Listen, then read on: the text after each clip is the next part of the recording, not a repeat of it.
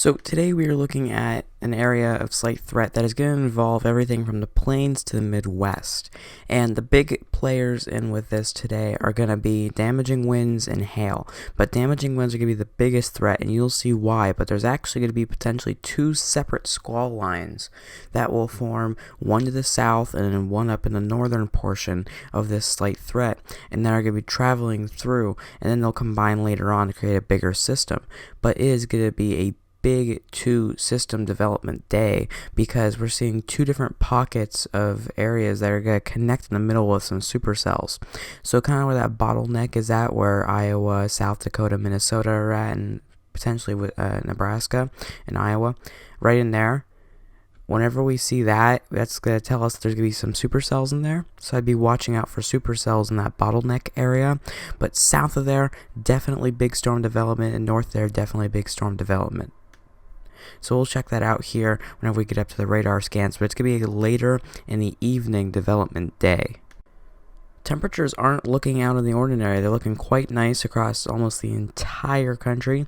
We do see a few pockets of cooler air with elevation across portions of the northwest, and then up in the Montana, some of those areas are getting some cooler temperatures too. But overall, we are seeing very warm and hot temperatures, even in a few areas, 109, 110 even in portions of California, Arizona, and New Mexico. And then looking back to Texas and up into Kansas and Oklahoma, all those plains areas have the potential to get up to around 100 today. And then across the rest of the country, anywhere with rain obviously is going to be cooler, but we're seeing about 90s in the middle of the country.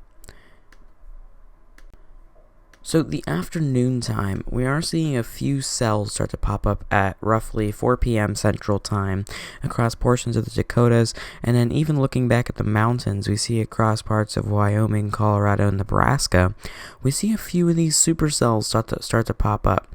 And so that's going to show us what all is going to be developing, because if we're already seeing individual cells taking off that early, obviously these two areas will take off later. And as you see, they are traveling in kind of that southeast direction. So actually over Wyoming and Nebraska and Colorado, you have that southern group, and then you see the line that is forming from Minnesota to the northern portion of Nebraska. That's your second line, and that bottleneck will occur right in the middle. And then looking out over the eastern coast, see some bigger thunderstorms across portions of Maine and along the east coast.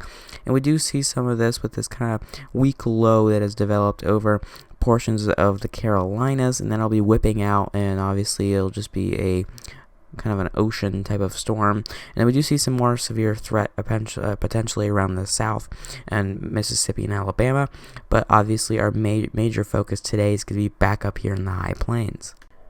So then shifting the focus to the nighttime hours is where it's going to get really severe. So looking at the nighttime, you see that there are really two big bowing segments. A lot of rainfall with that northern one up in the UP of Michigan and up in the Wisconsin and parts of Minnesota. So it's really going to be a big damaging wind and even more rainmaker up into the Midwest areas. But looking back down in Nebraska, we see that there is this bowing segment, so obviously tons of rain damaging winds, hail, all that stuff will be involved in all of these. But there is that southern portion to the southern storm that might be a bigger supercell that might form. So looking today, we could see we're going to focus on everything from South Dakota to the south. So there's going to be supercells forming right behind it in South Dakota, but the southern line is going to have individual supercells forming along it, which means that if you look back up to this northern one, it's just going to have tons of wind and rain and damaging winds, and potentially including some spin-ups along the squall line there.